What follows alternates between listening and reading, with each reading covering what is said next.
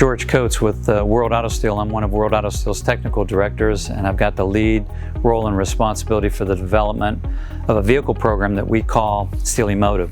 Steel Emotive is the development of concept architectures purpose fit for autonomous mobility as a service, and we're developing architectures comprised of our advanced high-strength steel material portfolio as well as advanced fabrication processes. To really effectively communicate these vehicle structures that we're developing, we thought it would be important to produce these in a 3D printed model that you can touch and see and really understand the engineering and the material selection behind these vehicles. So I'm delighted today to be in Los Angeles at Hot Buttered Elves with their founder and president, Dan Garr. So World Auto Steel and Ricardo gave us the CAD models, and the initial CAD models on this design are 12 feet from front to back. Those are some of the key elements, but then reducing the size of that from the 12-foot model down to the quarter scale and the third scale, these wall thicknesses become so thin that we had to go in there and beef them up just to do the 3D printing. The printing is SLA, so that's stereolithography. So it builds it slice by slice by slice all the way through.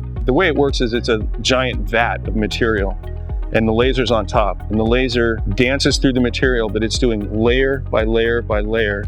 It was amazing to get it done and get the first one printed. And just bringing it together, we actually printed it in half, so we had 2 halves on each part, and then we're able to seam those together.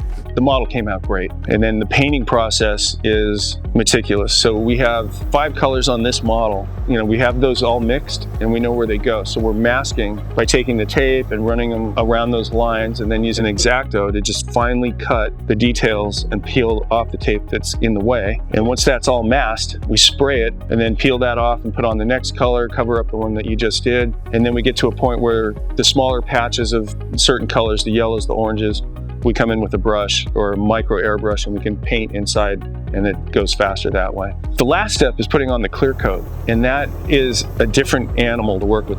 It takes 24 hours to dry, so it's really art versus time because the schedule is really condensed. These are rolling out fast. That's just one of the challenges, but we're figuring it out as we go and everything's looking really, really good. Dan, any quick comments about how much fun you've been having so far, because you're going to be producing 10 of these models and the first one shipped yesterday. First one shipped, it looked great. We're working with the time frames, rolling them out in an order to meet demand for these specific trade shows worldwide.